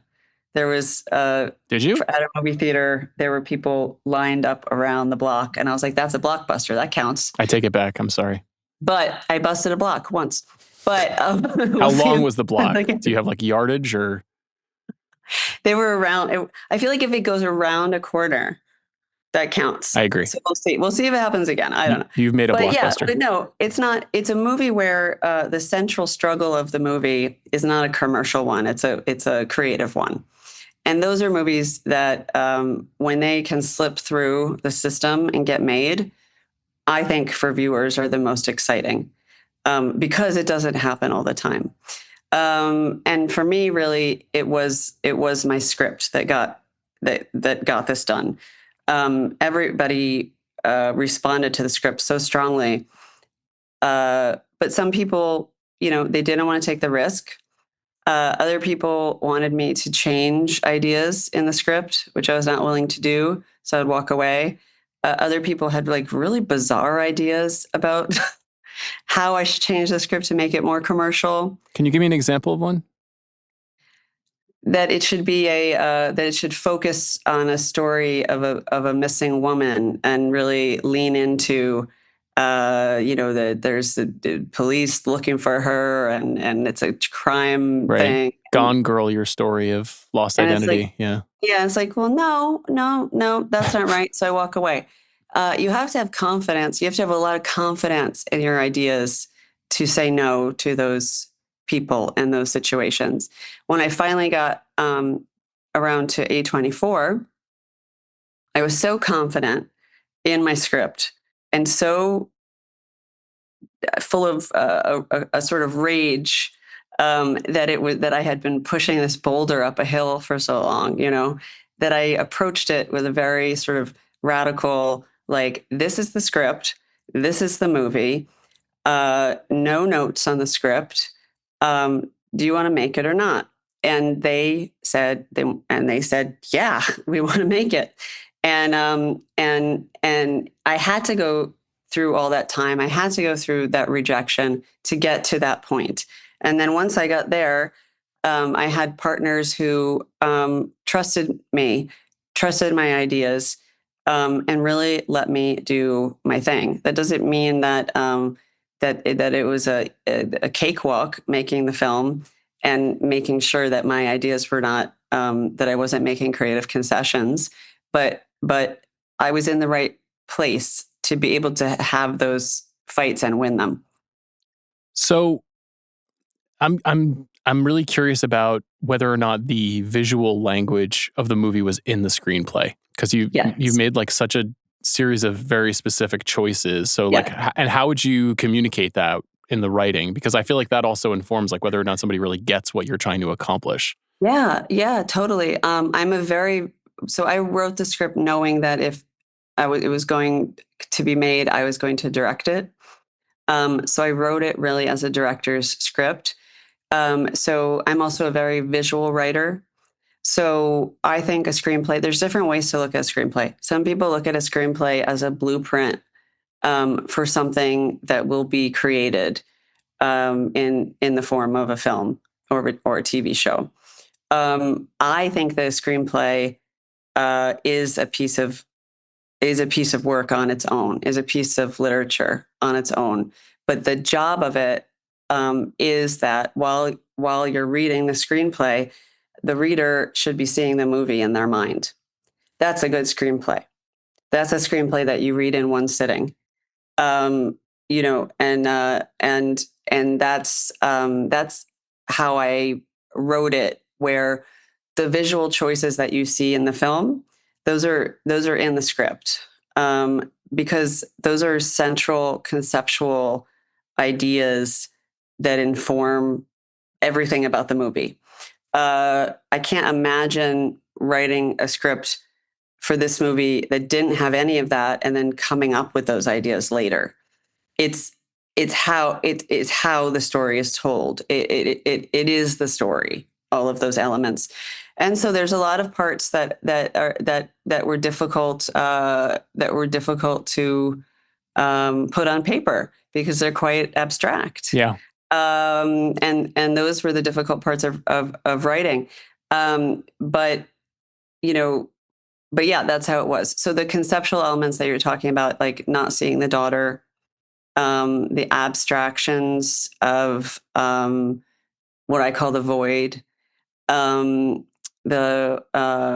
hamster stuff, all of that, the breathwork stuff, the imagery that gets abstracted there, even the sounds are in the screenplay. This is an obvious one, but even the idea of just how close the camera would be to an actor. That's in there. That's in there. Yes. Mm-hmm. So while I'm writing the script, I'm also visually giving the reader what the movie's going to be.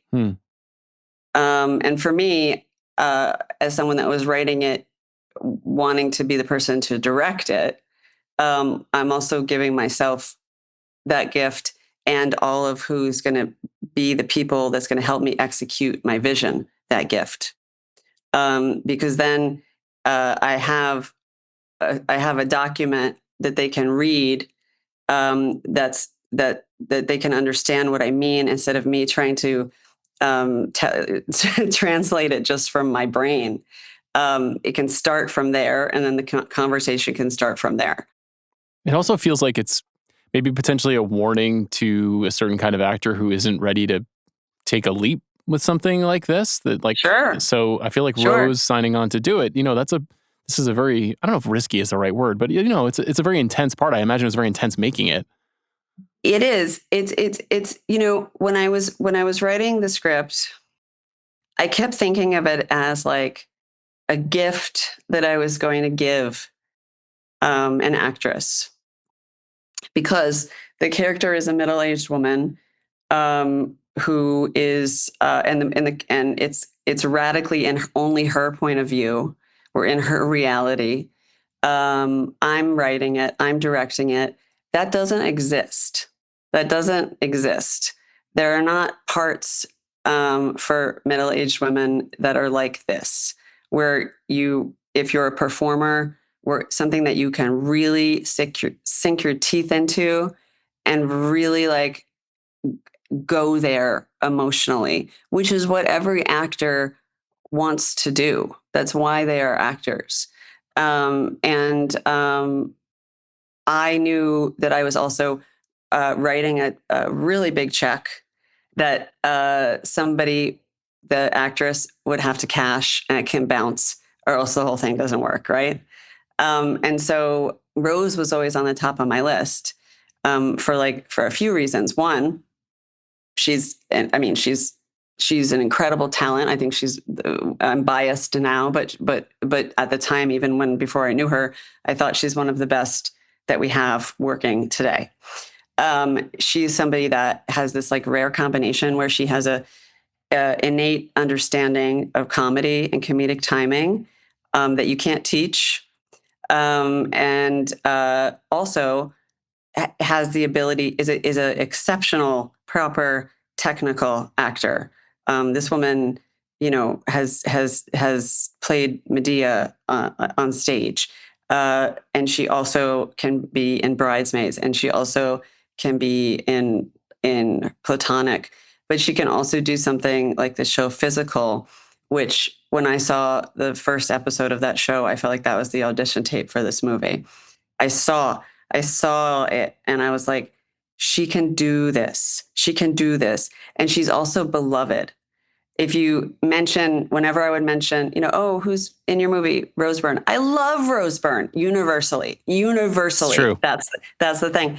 So then I'm harnessing that as a tool as well, because when her face comes on the screen, it's a face that the viewer, is used to. They have goodwill towards her. They're used to seeing her in things that make them feel good, that bring them joy, that make them laugh. And so I use that as a tool too, because I'm taking the audience into some really, really dark places. And if I have somebody at the helm of it, who, even if it's just subconscious, you feel good about, I'm going to be able to go even further. And Rose is the script is very difficult to perform. Sometimes you're getting a laugh on the heels of a very serious scene, and the opposite.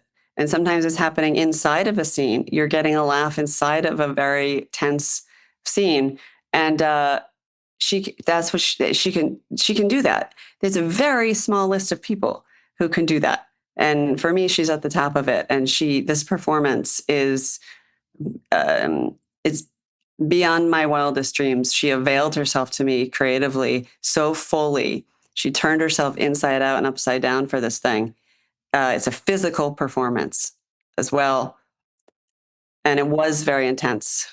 I wanted to ask you about what it's like to put your experience on screen in front of so many people. I know it's not a documentary, and I know that certain aspects of the story are changed, but even just hearing you describe the genesis of the idea, like it seems like there are legitimate one-to-one points of comparison.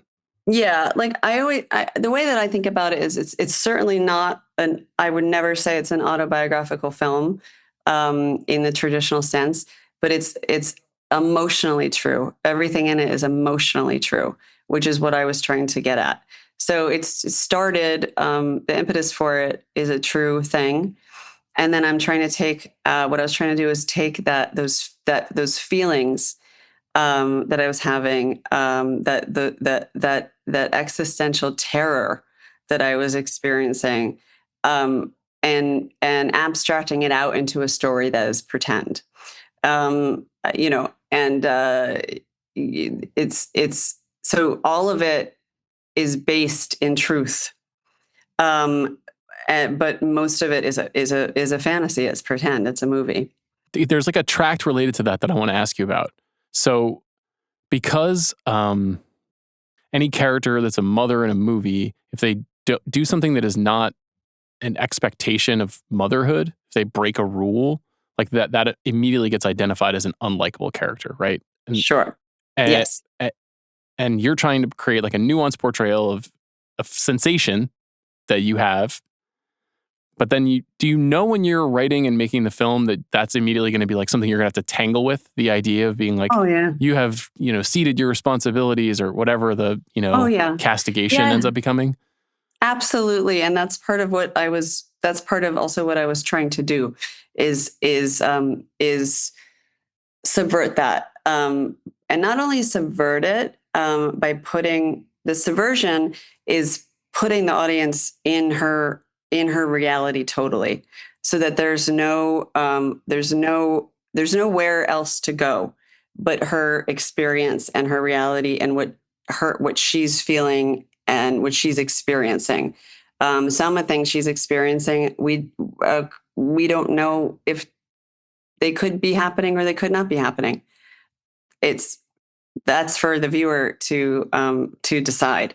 And some of the things that she's doing are objectively wrong. And some of the things she's doing ride the line. Maybe, I don't know. And then some of the things she's doing, I know, even when I'm writing the script, I'm going to lose some people here. It doesn't scare me. Because one thing that I'm trying to do, and I want to do in all my work, and I have done in my previous work, is put women characters on screen that we do not see on screen, but that we know they are real people that we have encountered in life, whether however it is, they are people that exist. When you go through life, there are some people who you don't like. When you go through life, there's some people who you like, but then make some choices that you don't like, and you have to make a decision on how you're going to handle that as a person. Film is an art form that is a reflection of life. It is a moving, breathing, alive thing. That's what makes it different than a painting or even a book or something like that. And so I think the whole idea of it being this taboo thing, to have the audience have to grapple with those things while watching a film doesn't make sense to me, because you grapple with it every single moment of your day. Even going to get your coffee, even, doing anything, much less with your actual like intimate circle of people, your spouse or your children or your parents or whatever. You're grappling constantly with human beings who you don't like all the time, but that you have it's an empathy test. It's an empathy test. Can you, and that's what film is to me, can you sit in the dark for 2 hours and get into somebody else's experience that has nothing to do with yours and find yourself in it? And when you find yourself in it, that's empathy. And that's going to erase the concept of, do I like this person or do I not like this person? It becomes beyond that. And I have this idea too, that if you watch a film and a character offends you, you need to look at yourself. You need to look at yourself, because what about it is bothering you so much? And I'm interested in that. I'm interested in that, in reactions to my film, but beyond that, just as a person, I'm fascinated by human behavior. I'm fascinated by the things that people do that don't make sense to me, and how to make sense of it, because I'm a person too. So why am I a person that didn't do that, and that person is? And that's all in the movie. That's all in the movie. Me, myself, I went to the bathroom and turned the light on and would spend the night in there, with wine and junk food. Linda leaves the hotel entirely. There's a difference there. There's a big difference there. And what I'm fascinated in is where does that division come, and how do we feel about it? And like at the end of the day, like art to me is communication. Whether any form, whether it's a song or painting or a book or a poem or a film or whatever, it's a form of communication.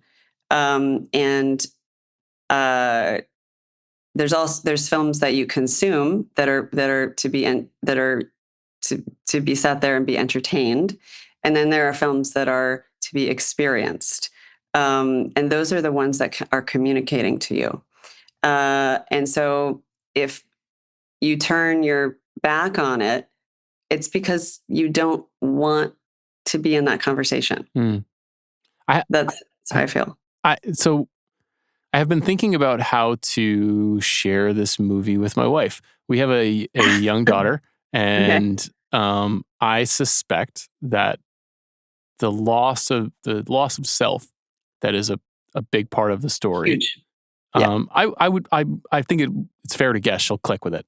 But I also think it will make her feel something that maybe she doesn't want to feel. Like she'll identify, but it will hurt.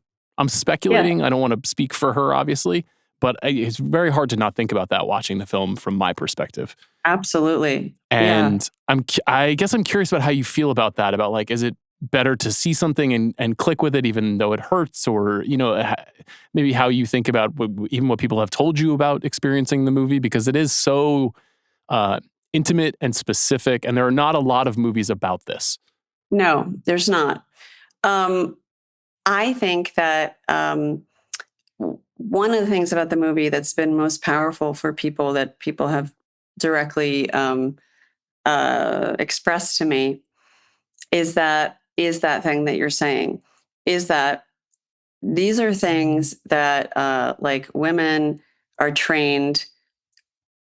The whole movie is about something that women are trained not to talk about, because these feelings feel like a betrayal to your child. You can love your child and also say or feel that sometimes you need a break, Sometimes it's too much. Sometimes you've reached your point. Sometimes you just want to take a nap, and you can't believe that you can't because you're responsible for this other human being. Sometimes you want to just run away and you can't because, again, you're responsible for a human life.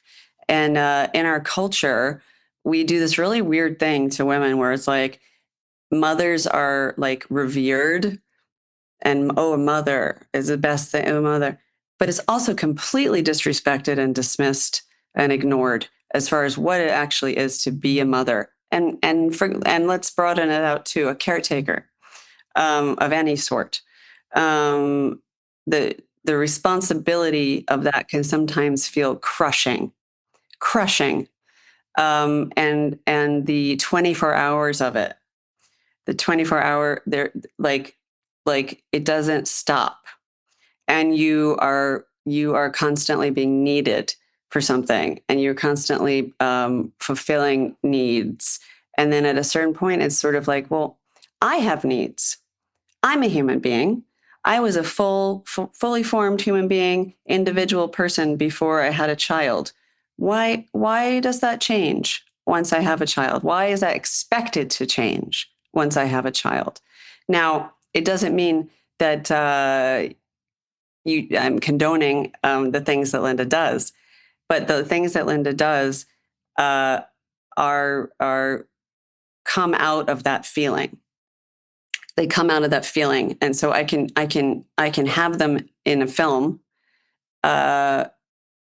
because it's not as scary as actually like thinking of doing it yourself. And the idea that women don't even talk about this with each other, by the way.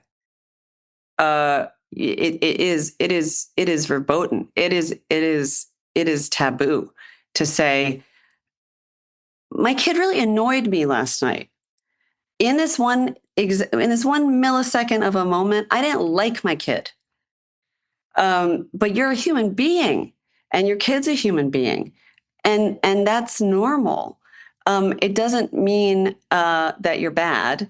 And then there's this whole other thing that we do to mothers, which is that the only way we can talk about it is by making it a joke, like bad moms, like, oh, like it's wine o'clock, mommy juice, like all that stuff, and making a joke out of it, right?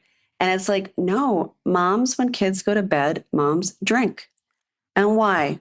Because it's a way to escape without actually doing what Linda does, which is putting her child actually in danger by leaving the premises. And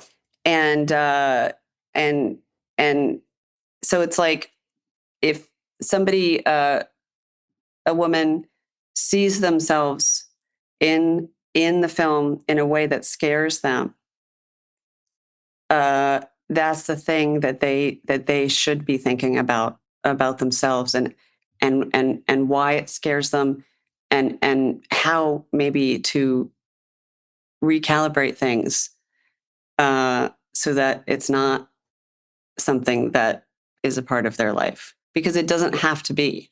So I have a related question. And if it's too personal, you tell me. Has your daughter seen this movie? No, she has not seen the movie. She says to me that she doesn't ever want to see the movie. And that's fine. Why? That's fine. What does she know about it? What she knows about it is that it is inspired by an experience that we had together. But that the way I've explained it to her is that it is not a story about the daughter. Because I said to her from the beginning, if you want to tell your story, you can do that one day if you want to. I am not telling your story. What I'm doing is telling a story about a mother in this situation. And the mother is me, but it's my feelings. It's not my, it's not about me either.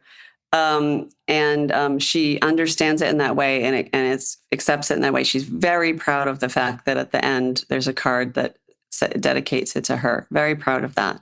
And she's very proud of me. But she said to me, is it okay if I never watch the movie? And I said, it's absolutely okay. It's okay with me.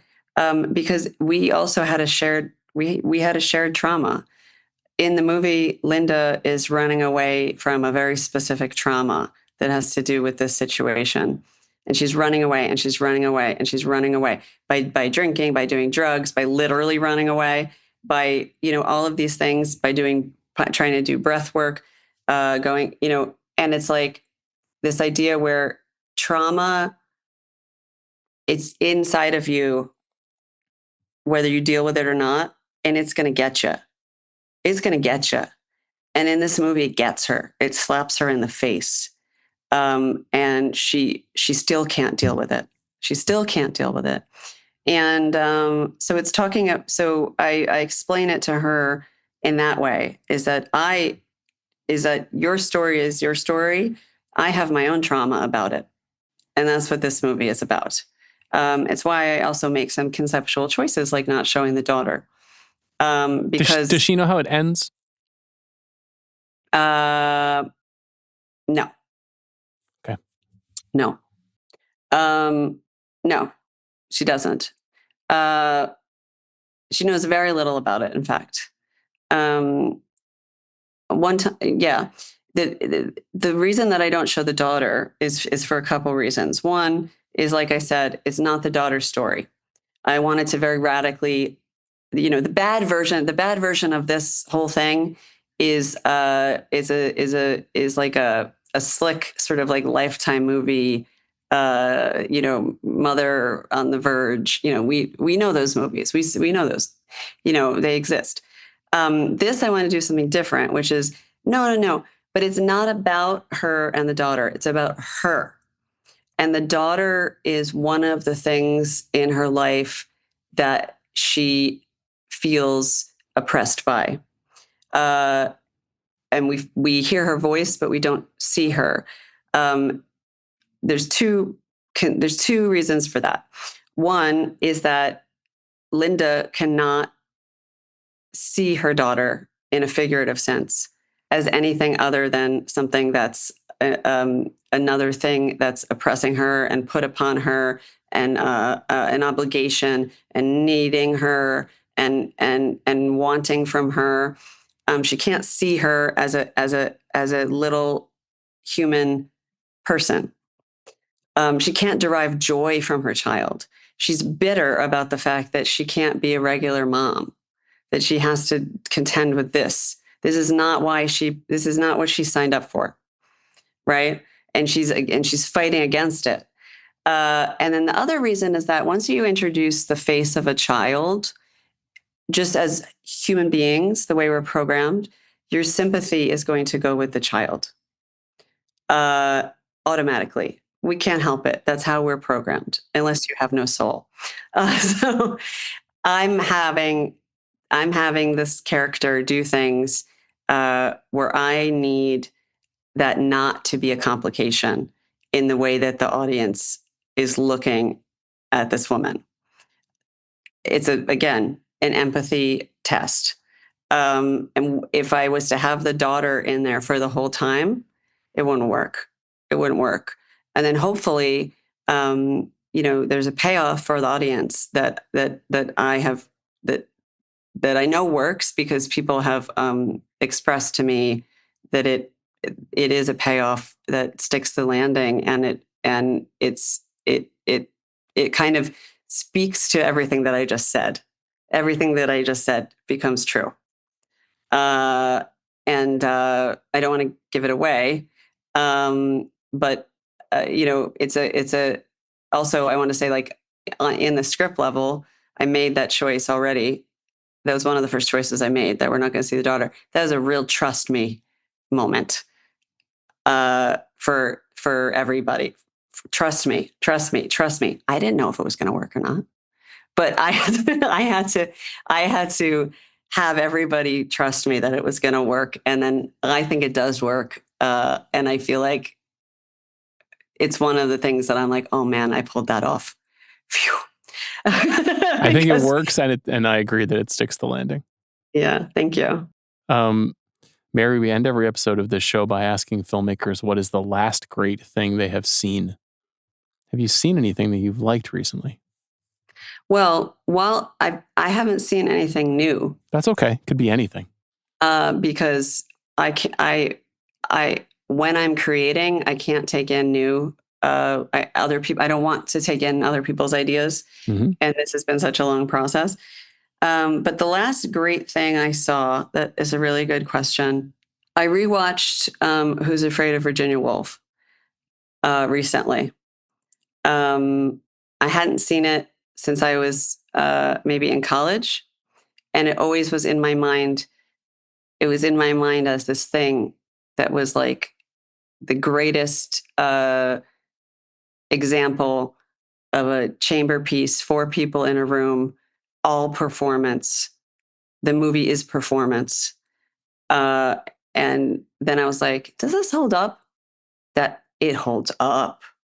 It holds up. Elizabeth Taylor is kicking ass and taking names. And it is, I think, if probably most of your listeners have seen it, but if they have not, they should see it right away, because it is an example of a movie that doesn't need anything but a great performance. It's so interesting too, because it's kind of similar to your movie, which is like, it's a confrontation of discomfort, that there is those conversations that those characters are having they're rough, especially for that time in a movie. It's rough. And it's, what I love about reference, like a pure reference, is that like we watch all these movies, we digest them, they become part of our DNA, they become part of our they sometimes change the way our brain works. They're inside our bodies. And if it comes out in work in a way that I don't even know, that's a pure reference. It's like Orson Welles says, like, the worst thing to happen to filmmaking is the homage. I agree. That's making movies about movies. And so when I watched it, I was like, this is my work. This is so in my work, but in a way that I didn't even think about when I was making the movie. It's a great one. Mary, congrats on the film. Thanks for doing the show. Thank you so much. And thank you for having me. This was so fun.